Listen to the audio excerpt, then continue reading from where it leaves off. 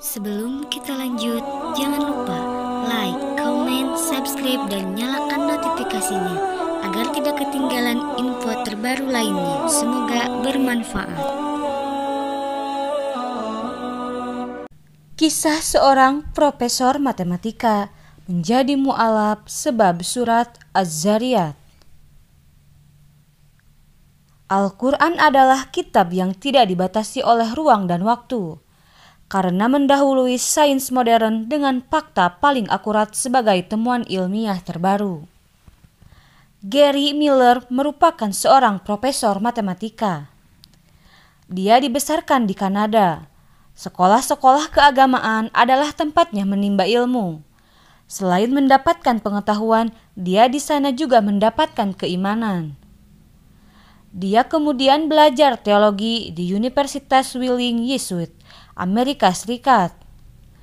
Prestasi akademik banyak diraihnya di sana. Anugerah kecerdasan telah memudahkannya memahami berbagai ilmu pengetahuan. Berkat kecerdasannya dan bakatnya, dia menjadi pendukung penyebaran agamanya yang aktif dalam berbagai kesempatan.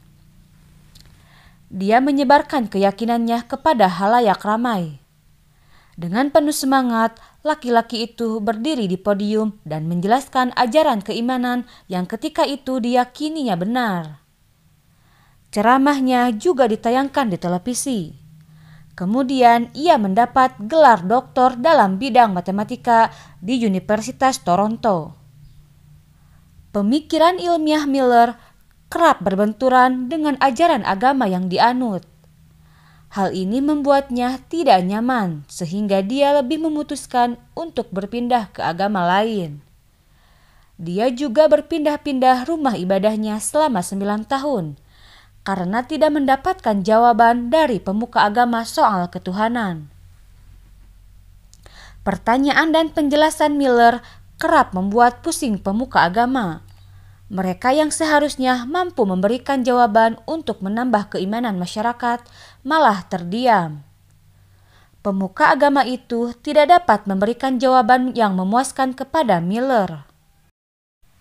Ketidakpuasan yang muncul karena jawaban itu tidak didiamkan. Miller mencoba mencari cara lain untuk mendapatkan jawaban yang dapat menghilangkan rasa penasarannya. Kali ini dia tidak lagi menghujani pemuka agama dengan berbagai pertanyaan mengenai ketuhanan. Dia membaca buku-buku tentang Islam karangan orientalis. Ketika membaca buku itu, Miller tidak melepaskan sikap kritis. Dia tetap mempertanyakan kesimpulan-kesimpulan orientalis yang kerap memojokkan ajaran Islam dan Nabi Muhammad. Bagaimana mungkin seorang nabi yang ajarannya kini mendunia disebut tidak waras? Apakah mungkin sosok utusan Sang Pencipta yang membawa dan menyebarkan risalah ilahiyah hidup dengan abnormal? Kesimpulan-kesimpulan semacam itu sama sekali tidak masuk akal. Dia mengabaikannya. Miller menginginkan kebenaran. Jika Muhammad adalah orang yang baik dan cerdas, mengapa dia harus berbohong untuk mengklaim kenabiannya? Atau jika Rasul gila sehingga tidak sadar dengan tindakannya, bagaimana mungkin dia memahami wahyu ilahi?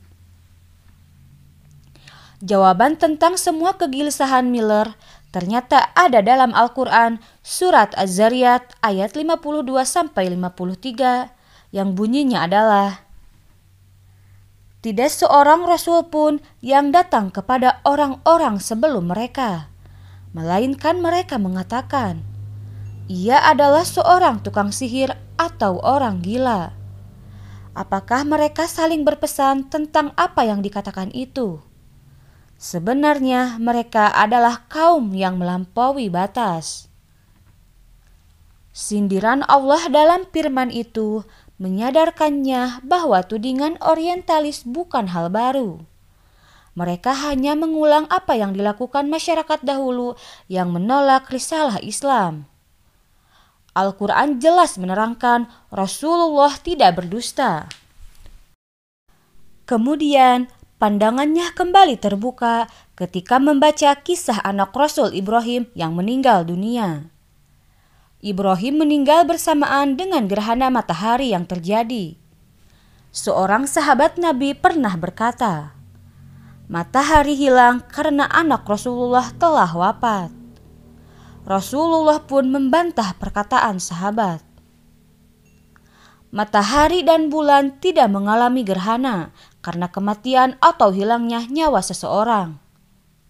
Jawaban itu adalah bukti yang jelas bahwa Nabi Muhammad bukan pembohong ataupun orang gila. Inspirasi dari kalam ilahi itu menghadirkan kepuasan tersendiri. Miller kemudian makin semangat mendalami agama Islam. Pada tahun 1977, dia memutuskan untuk membaca Al-Quran. Dia juga mencari tahu apa yang benar dan salah di dalamnya. Setelah selesai, dia berkata kepada diri sendiri, "Inilah keyakinan yang telah saya katakan dan percaya selama 15 tahun terakhir ini." Pada mulanya, dia meyakini Al-Quran merupakan autobiografi yang membahas kehidupan Nabi Muhammad, keluarga, dan lingkungannya. Dia menganggapnya seperti kitab agama sebelumnya yang berisi hikayat orang-orang dulu. Namun ia terkejut menemukan hal yang tak terduga. Ternyata Al-Quran hanya menyebutkan nama Rasulullah sebanyak 5 kali. Sementara Al-Quran menyebut nama Nabi Isa sebanyak 25 kali. Adapun Nabi Musa disebutkan lebih dari 100 kali. Dia semakin tercengang ketika menemukan surat Maryam. Sebaliknya, dia tidak menemukan satu surah pun tentang nama Khadijah, Aisyah, atau Fatimah. Dia juga tidak menemukan cerita yang berhubungan dengan perasaan pribadi Rasulullah. Selain itu, tak ada ayat Al-Quran yang menceritakan euforia kemenangan perang Badar atau penderitaan setelah perang Uhud.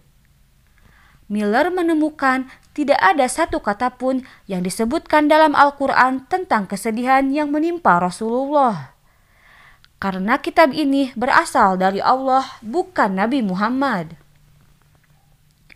Pada saat pertama kali mengetahui Al-Quran, dia sempat berpikir bahwa konten di dalamnya adalah pengetahuan kuno yang dibuat oleh pria gurun pasir ribuan tahun lalu. Setelah membaca ayat-ayat di dalamnya, dia menyadari prediksi itu tidak tepat. Al-Quran adalah kitab yang tidak dibatasi oleh ruang dan waktu, karena mendahului sains modern dengan fakta paling akurat sebagai temuan ilmiah terbaru. Miller kemudian memberikan penghormatan setinggi-tingginya kepada Al-Quran. 200 tahun lalu, ilmuwan asal Belanda Anthony Leeuwenhoek telah menemukan bahwa 80% tubuh manusia terdiri atas air. Dia tidak tahu bahwa Al-Quran telah lebih dahulu menyebutkannya. Allah mengatakan hal itu dalam surat Al-Anbiya ayat 30 dan Fussilat ayat 11. Hal yang sama terjadi di tahun 2011 ketika Saul Perlmutter, Adam Riess, dan Brian Smith telah memenangkan Nobel Fisika. Penghargaan yang mereka terima adalah untuk menemukan fenomena percepatan ekspansi alam semesta. Sekali lagi, fakta ilmiah ini sudah ada di dalam Al-Quran dalam surat Az-Zariyat ayat 47. Al-Quran juga telah berbicara tentang tahap-tahap embrio. Surat Al-Hajj ayat 5 menarik perhatian Profesor Keith Moore, rekan sejawat Miller di Universitas Toronto. Moore adalah profesor embriologi dan penulis buku terkenal, The Developing Human. Buku ini merupakan referensi mahasiswa Fakultas Kedokteran dunia. Al-Quran membuat tanda di buku-buku Profesor Keith Moore. Dalam edisi selanjutnya, dia menambahkan informasi yang dia pelajari dari Al-Quran tentang embriologi. Namun dunia telah bangkit saat Keith Moore mengeluarkan buku tentang embriologi klinis. Di dalamnya, dia menulis tentang diutamakannya Al-Quran dalam menyebutkan fakta perkembangan embrio. Miller kagum dengan kesepakatan penulis Barat bahwa Al-Quran tidak dapat ditulis oleh Rasulullah. Karena ini adalah buku pengetahuan berisikan topik yang menakjubkan. Kesimpulan tersebut menunjukkan dengan arif bahwa Al-Quran adalah wahyu ilahi. Klaim yang paling mudah adalah bahwa beberapa komite anonim membantu Rasulullah mengerjakannya. Namun apa yang bilang? Setan membantunya mengarangnya. Ini adalah kesimpulan yang penuh fitnah. Miller memikirkan secara mendalam tentang klaim terakhir dan menganggapnya sebagai semacam pelarian dan kegagalan untuk menghadapi kebenaran. Jika Al-Quran diilhami setan, mengapa iblis mengisi bukunya dalam penghinaan terhadap setan? Makhluk pengganggu manusia itu selalu mengajak manusia untuk mengingkari perintah Allah, sehingga mereka akan masuk ke dalam neraka penuh siksa. Banyak buku tidak dapat menyuguhkan penjelasan yang dapat diterima tentang keajaiban Al-Quran. Berbagai kesimpulan buruk tentang Islam selalu dilontarkan dalam berbagai media.